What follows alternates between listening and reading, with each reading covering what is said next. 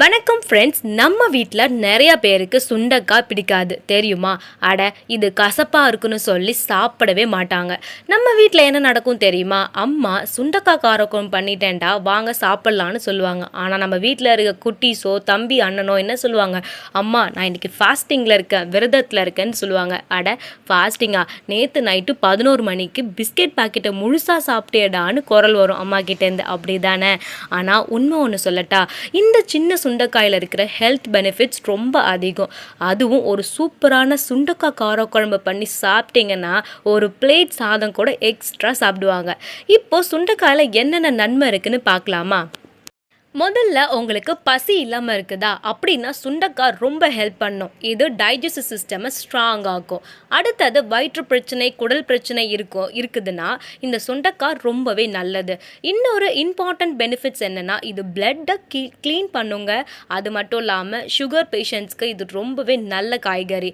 அதுவும் இல்லாமல் அயன் அதிகமாக இருக்குது, அதனால் ரத்த சோகை உள்ளவர்களுக்கு இது ரொம்பவே நல்லது. அதனால தான் நம்ம பாட்டி காலத்துலேருந்தே சுண்டைக்காவை உணவில் சேர்த்துக்கணும்னு சொல்லுவாங்க. சரி, இப்போ சூப்பரான சுண்டைக்காய் காரக்குழம்பு எப்படி பண்ணணும்னு பார்க்கலாமா? முதல்ல சுண்டைக்காயை லேசாக நசுக்கி வச்சுக்கோங்க. ஒரு கடாயில் எண்ணெயை ஊற்றி கடுகு, வெந்தயம், கருவேப்பிலை தாளிச்சுக்கோங்க. நல்லெண்ணெயாக இருந்தால் ரொம்பவே சூப்பராக இருக்கும். அப்புறம் சின்ன வெங்காயம், பூண்டு சேர்த்து நல்லா வதக்கணும். அதுக்கப்புறம் தக்காளியை போட்டு சாஃப்ட் ஆகுற வரைக்கும் வதக்குங்க. இப்போ மஞ்சத்தூள், மிளகாய்த்தூள், மல்லித்தூள் சேர்த்து புளியை தனியாக ஊற்றுங்க.